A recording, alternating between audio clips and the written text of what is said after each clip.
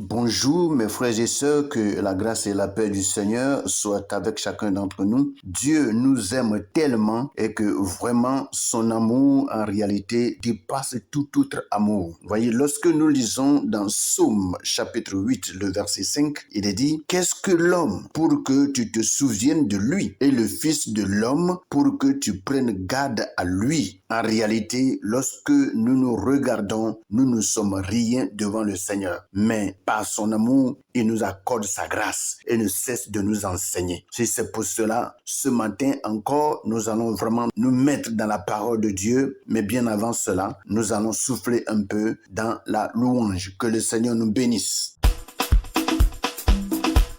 Gloire à Jésus, la parole de Dieu déclare dans 1 Corinthiens chapitre 3, le verset 23. Tout est à vous, vous êtes à Christ et Christ est à Dieu. Jésus nous a tout donné, il est merveilleux. Jésus, ton nom est merveilleux. Jésus, ton nom est merveilleux. Jésus, ton nom est merveilleux. Jésus, ton nom est merveilleux.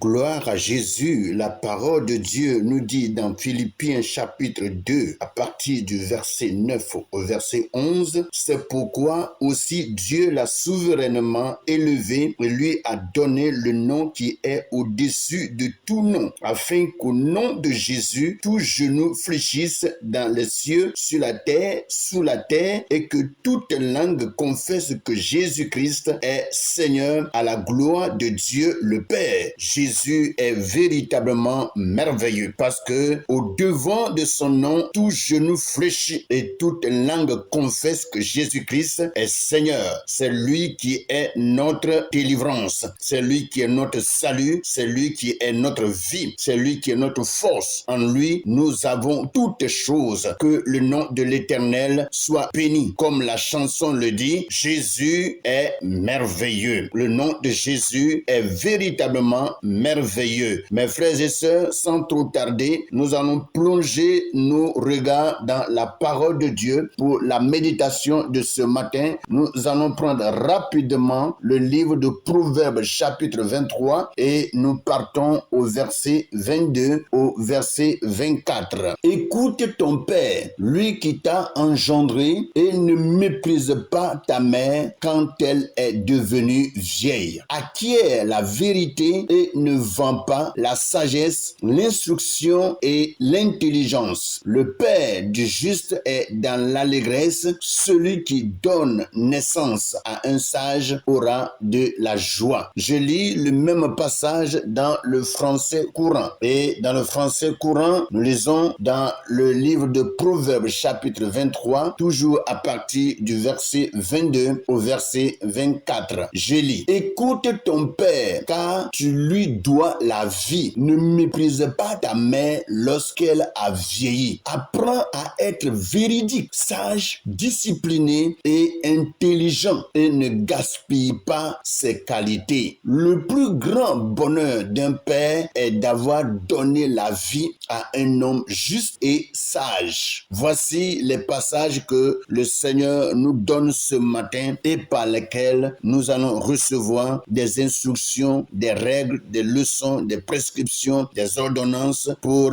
une bonne marche avec le Seigneur Jésus-Christ. Que son nom soit béni. Et pendant que nous y sommes, nous retournons rapidement à version Louis II au verset 22 du chapitre 23. Et je lis rapidement, il est écrit: écoute ton père, lui qui t'a engendré, et ne méprise pas ta mère quand elle est devenue vieille. Lorsque nous lisons ce passage, nous voyons Dieu qui est en train de mettre le doigt sur nos parents, desquels nous sommes vraiment sortis. Nos parents qui nous ont engendrés, c'est-à-dire nos parents qui nous ont mis au monde. Nos parents par lesquels Dieu est passé pour nous donner la vie. Dieu nous donne un conseil très important et il dit: écoute ton père, lui qui t'a engendré. Vous savez, dans ce monde, un papa coûte vraiment très cher pour son enfant. Un papa coûte plus que de l'argent pour son enfant. Il y a plusieurs enfants qui ne comprennent pas ça. Et il faut que nous puissions les approcher et leur parler pour leur donner de tels enseignements pour que leur esprit s'ouvre. Un père, on n'en a qu'un seul. On n'en a pas deux. On n'en a pas trois. Même si on t'a donné à un père adoptif, le père adoptif ne peut pas remplacer ton père des entrailles de qui tu es sorti, ton père qui t'a mis au monde. Et c'est pour cela, la Bible nous dit ce matin: écoute ton père, lui qui t'a engendré. Il y a quelque chose qui se passe aujourd'hui, de nos jours. Nous voyons que les enfants, en réalité, n'écoutent plus leur père. Une fois qu'ils grandissent et qu'ils ont 20 ans, 22 ans et plus que ça, ils commencent vraiment à se comporter d'une manière à ignorer leur père, à ignorer même leur mère. La mère qui les a gardés pendant 9 mois dans leur ventre, ils commencent à mépriser cette maman parce qu'elle est devenue vieille. Et lorsque nous voyons un peu ce qui se passe en Europe, on parle des fois et il est dit que lorsque les parents vieillissent, il y a des maisons de retraite. Il y a vraiment des enfants qui prennent leur père, qui prennent leur mère et qui les jettent dans les maisons de retraite et qui ne s'occupent même plus d'eux. Même une petite visite, ils ne rendent pas à leur mère. Même donner un petit cadeau, ils n'en donnent pas. Une fois qu'ils déposent la maman à la maison de retraite, ils ne vont plus voir leur père, ils ne vont plus voir leur mère pour les saluer et voir si ils se portent bien ou pas. Vous voyez? Et c'est vraiment un danger pour la vie des enfants qui agissent de la sorte. Il est dit: écoute ton père, lui qui t'a engendré. Ne méprise pas ta mère quand elle est devenue vieille. Lorsque la maman est devenue vieille, n'a plus de force et il n'a plus d'énergie à cause de ce qu'elle a travaillé pendant des années pour nous nourrir, pour s'occuper de nous, pour nous entretenir. Une fois qu'on devient majeur, une fois qu'on devient mûr, on abandonne ces femmes-là et on les laisse, on s'écarte d'eux pour ne plus vraiment prendre soin. Nous devons vraiment beaucoup prendre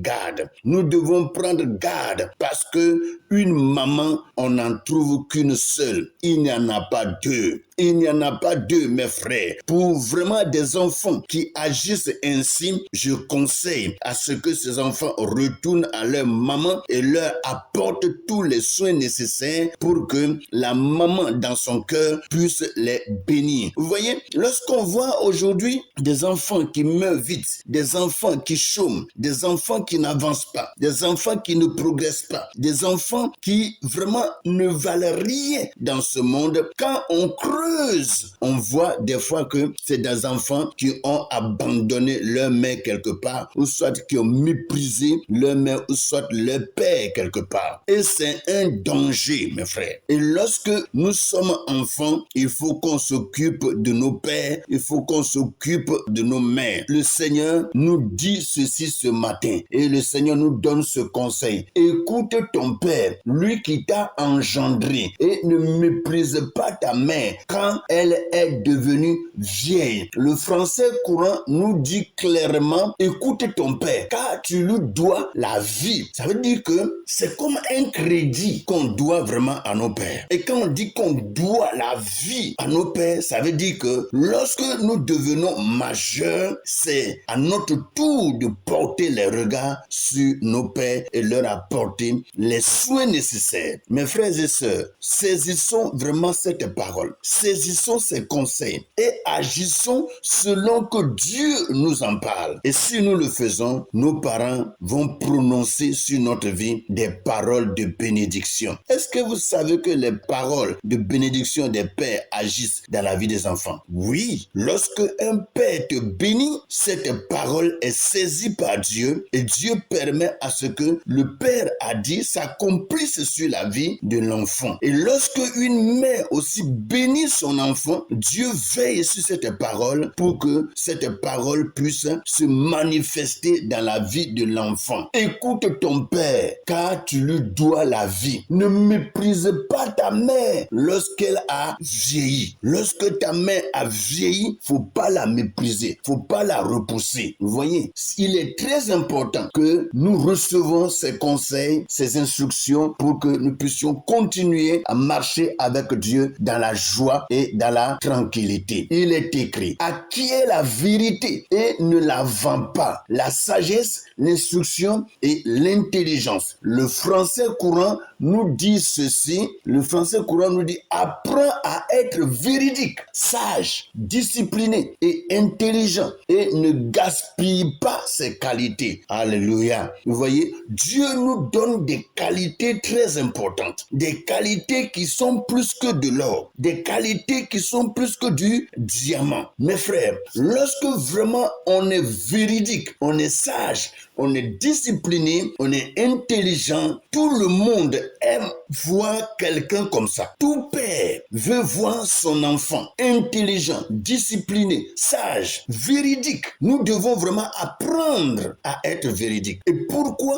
apprendre à être véridique? Parce que nous nous sommes trop investis, trop plongés dans le mensonge qu'aujourd'hui, la vérité est rare dans notre bouche. La vérité est rare dans notre bouche. Vous voyez? Et il faut que nous apprenons maintenant à dire la vérité. Il faut que nous apprenons à être véridique, à dire la vérité et rien que la vérité. Vous savez, la vérité justifie. La vérité préserve des dangers. La vérité sauve. La vérité libère et la vérité éclaire. La vérité, c'est la lumière. Et lorsque tu dis la vérité, c'est que tu es vraiment un enfant, un homme, une femme éclairée. Mes frères et sœurs, faisons tout pour que la vérité soit dans notre bouche et que nous puissions être sages, disciplinés, c'est-à-dire recevoir les instructions des pères et marcher selon les instructions qui nous ont été données. C'est ce qu'on appelle la discipline. Lorsque vraiment tu es soumis à ce que ton père t'a dit, ton maître t'a enseigné, celui qui est au-devant de toi t'a enseigné, t'a instruit, lorsque tu es soumis à cela, la Bible dit que tu es discipliné. Vous voyez, dans le mot discipliné, il y a le mot discipline qui est l'obéissance. Alléluia. L'obéissance à l'instruction, l'obéissance aux règles, l'obéissance aux ordres. Cela est très important dans notre vie. Mes frères et sœurs, il est très important que vraiment nous puissions pratiquer ces choses afin que les bontés de l'Éternel continuent d'être notre partage. Alléluia. Il est dit, le Père du juste est dans l'allégresse. Celui qui donne naissance à un sage aura de la joie. Alléluia. Quand tu donnes naissance à quelqu'un qui est intelligent, quelqu'un qui est sage, quelqu'un qui sait parler, quelqu'un qui sait marcher, quelqu'un qui sait agir dans le public, dans la maison, dans la famille, quelqu'un qui soutient, qui aide, quelqu'un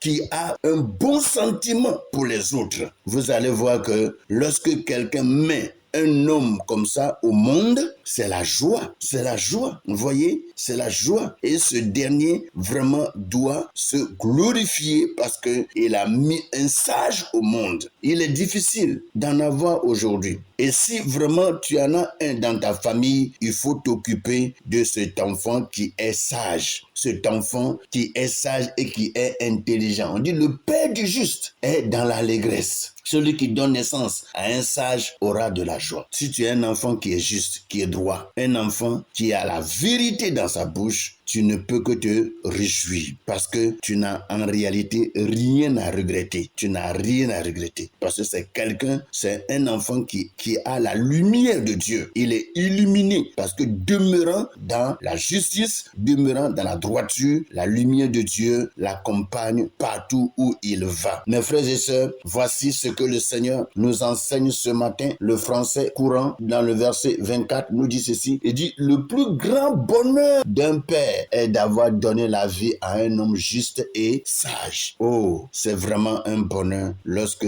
on voit son enfant qui est juste et sage. Que le Seigneur nous donne d'avoir des enfants ainsi pour que tout ce qui est trouble, tout ce qui est stress puisse diminuer. Que le Seigneur nous aide, que sa forte main nous soutienne et que s'il y a des enfants qui n'ont pas vraiment ces qualités, que le Seigneur leur en donne pour que la paix soit dans la maison, la paix soit dans la famille, au nom de Jésus. Amen.